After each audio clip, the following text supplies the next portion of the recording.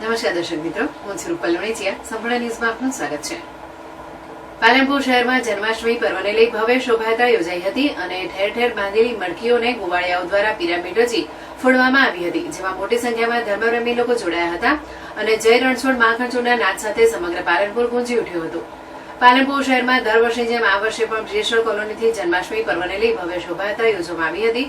આ શોભાયાત્રા શહેરના દિલ્હી ગેટ, સિમલા ગેટ, ગુરુ નાનક ચોક, ગઠામણ પેટ્રોલ પંપ, નાની બજાર, મોટી બજાર, કમાલપુરા સહિતના વિસ્તારમાં પરિભ્રમણ કરી બાંધેલી મટકીઓને ગોવાળિયાઓ દ્વારા પિરામિડ રચી ફોડવામાં આવી હતી, જેના પગલે સમગ્ર પાલનપુરનો માહોલ કૃષ્ણમય બન્યો હતો, જેમાં જય રણછોડ માખણચોર, મંદિરમાં કોણ છે, રાજા રણછોડ છે જેવા નાદ સાથે સમગ્ર પાલનપુર ગુંજી ઉઠ્યું હતું. તેમજ ગોવાળિયાઓ પણ એક બાદ એક મટકી ફોડતા આગળ વધતા ગયા હતા અને જય રણછોડ માખણચોરના નાદ સાથે સમગ્ર પાલનપુરમાં ભક્તિનો માહોલ જોવા મળ્યો હતો.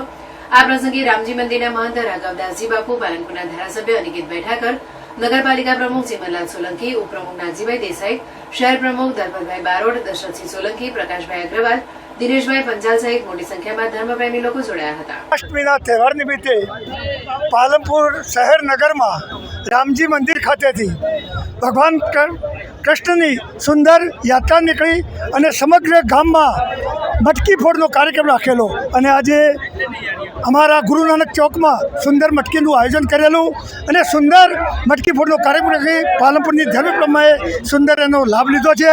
અમારા આના મેઇન કાર્યકર દિનેશભાઈ પંચાલ તથા અમારી ટીમે બહુ જહેમત ઉઠાવી દર વર્ષની જેમ આ વર્ષે પણ મટકી ફોડનો સુંદર કાર્યક્રમનું આયોજન કર્યું છે. आज जन्माष्टमी महोत्सव जन्माष्टमी ने शोभा यात्रा बहुत धूमधाम से निकली.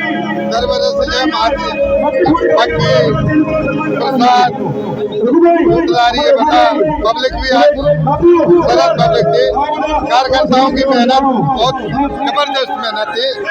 भगवान से यही प्रार्थना है कि हमारी शोभा यात्रा दिन प्रतिदिन बढ़ती रहे और हमारा हिंदू धर्म आगे बढ़ता रहे. जय जय. આજરોજ પાલનપુર શહેરની અંદર પાલનપુર નગરમાં ભગવાન શ્રી કૃષ્ણની જન્માષ્ટમીની શોભાયાત્રા અને ઠેર ઠેર એની મટકી ફોડવાનો કાર્યક્રમ આખું જ શહેર આજે એકદમ ઉલ્લાસમય અને આનંદમય વાતાવરણની અંદર છે. ત્યારે આખી જ શોભાયાત્રાની અંદર અને પાલનપુરના સર્વે નાગરિકોને આજના દિવસની શુભકામનાઓ પાઠવું છું.